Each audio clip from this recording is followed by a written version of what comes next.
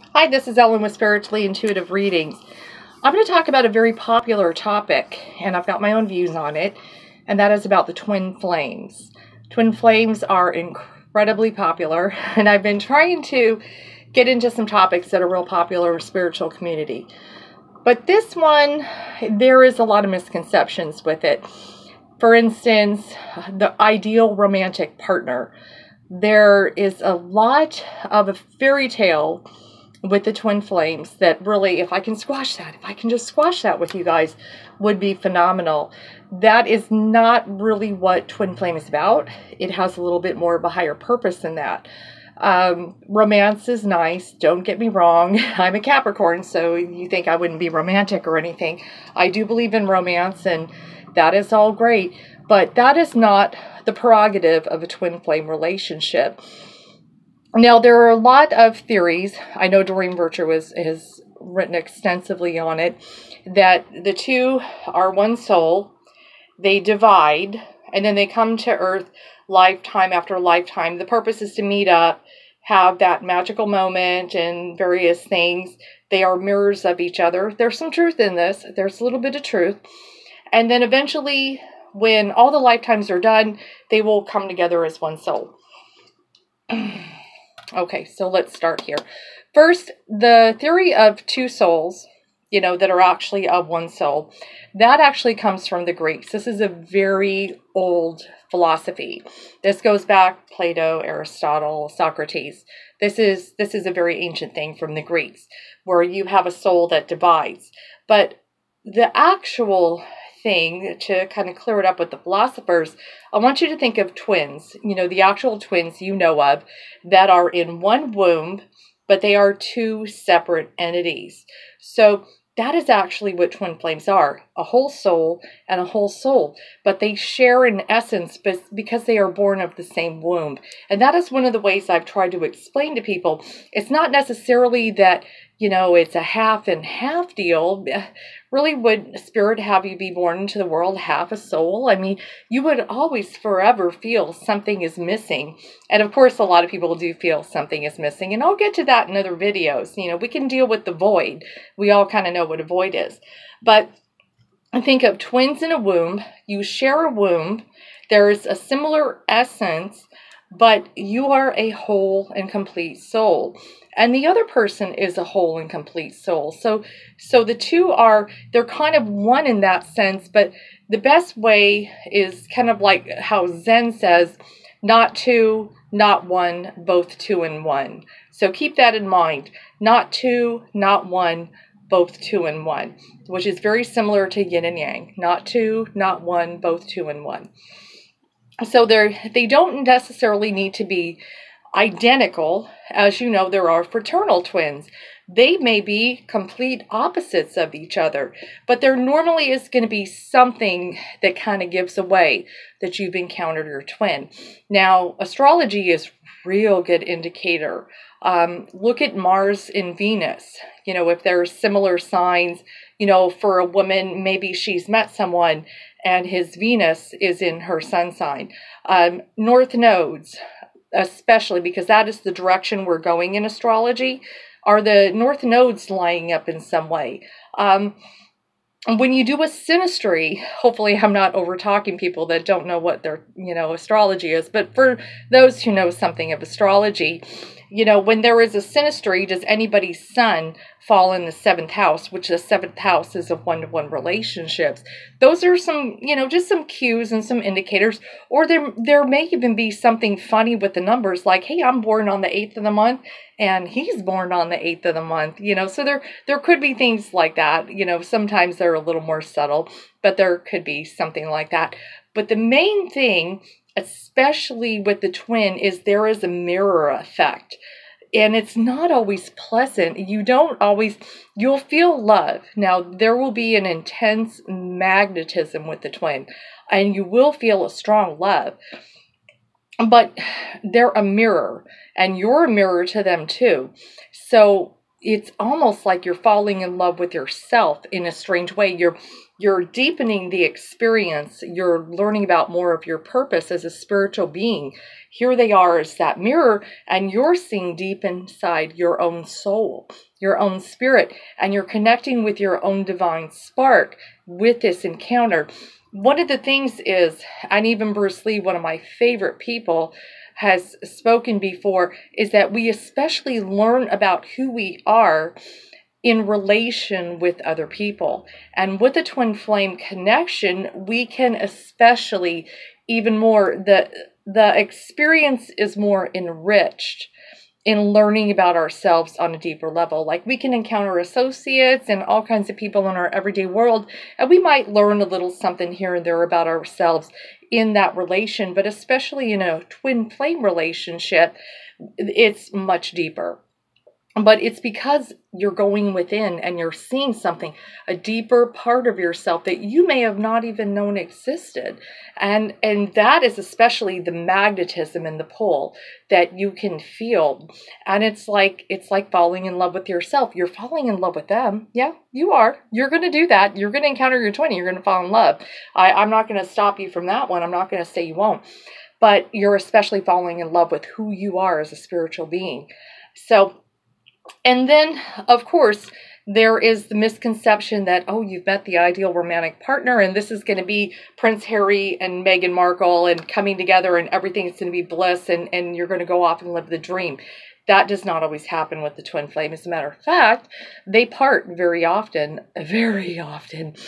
And then you're left feeling like, half your heart has been ripped out, definitely.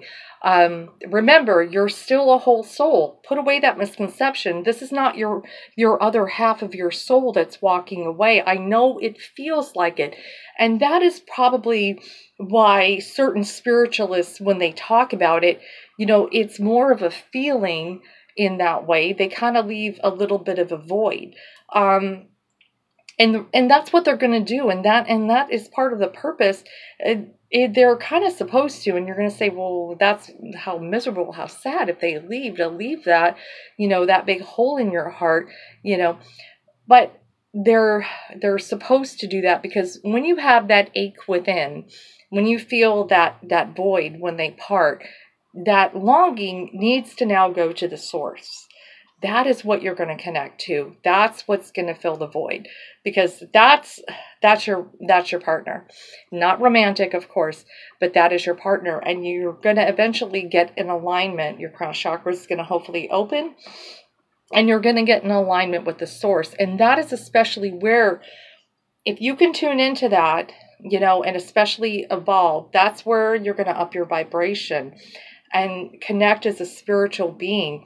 There's normally a great purpose, especially for our twins, to go out, educate other people. You may become a reader, for instance. That's one of the things I do is intuitive readings. You may do that. You may give spiritual guidance. Your path may be a healer. You may go into Reiki and be healing others in that way. And of course, you may just work a regular 9-to-5 job and be content with that. You don't necessarily have to go out and help the masses, but you will find your purpose as a spiritual being and grow. That is the main thing for the twin flame relationships, is to grow and evolve as a spiritual being.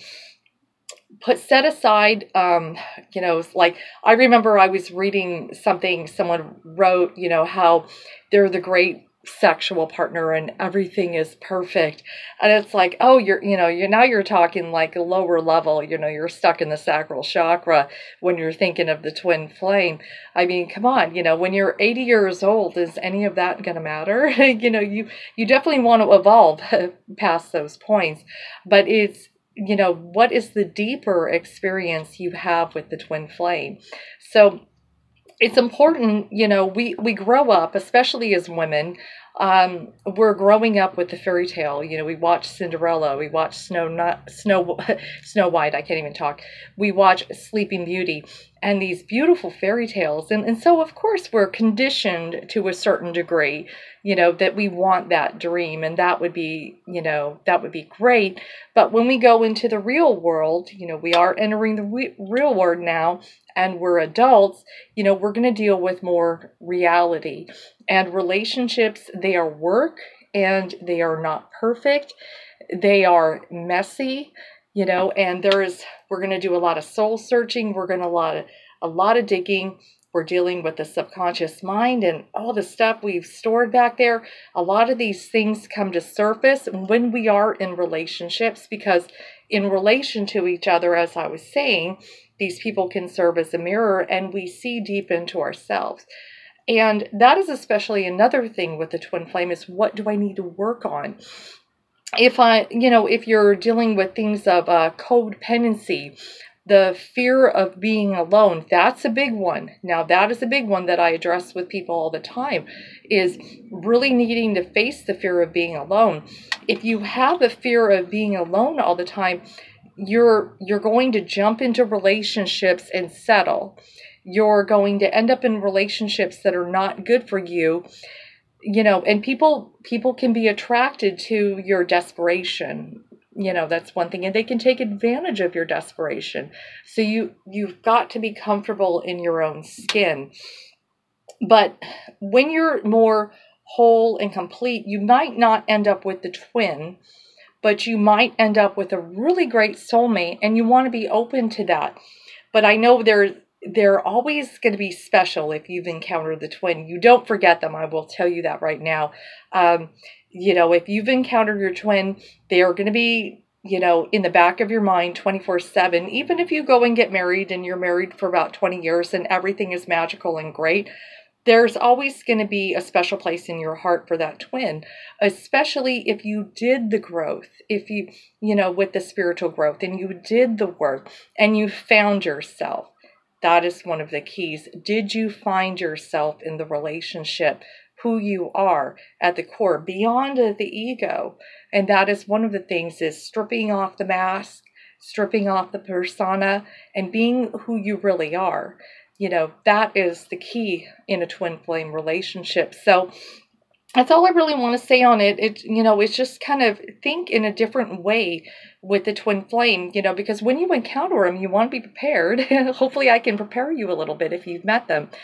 But don't, set aside the fairy tale. Set aside that dream that they're going to make you happy. It's not up to another person to make you happy.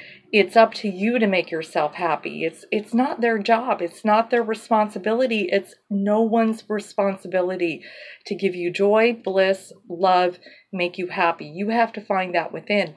And if you find another person that's stable like you and is evolved and grown, then you can have a really great relationship. It might be with the twin. Maybe perhaps you can come together. Maybe they won't run. Maybe you won't run. And you can use that magnetism and come together and maybe be together forever. That is quite possible. Or maybe you will part because of various differences. Sometimes twins can't handle it. It's just too much. It's too much. It's too much melting and merging. And it can scare them. And that is a reality you have to accept as well. You may scare your twin, but can you grow from it? That is the most important thing. Can you find yourself? So I hope that helped educate a little bit about twin flames. I want to get rid of some of those misconceptions, let go. I know Meghan Markle and Prince, Harry, it's a beautiful dream. We would all love to have that. It's going to be in the back of the mind. It's in the collective conscious, but we have to deal with reality. So I hope that helps, and thanks for tuning in.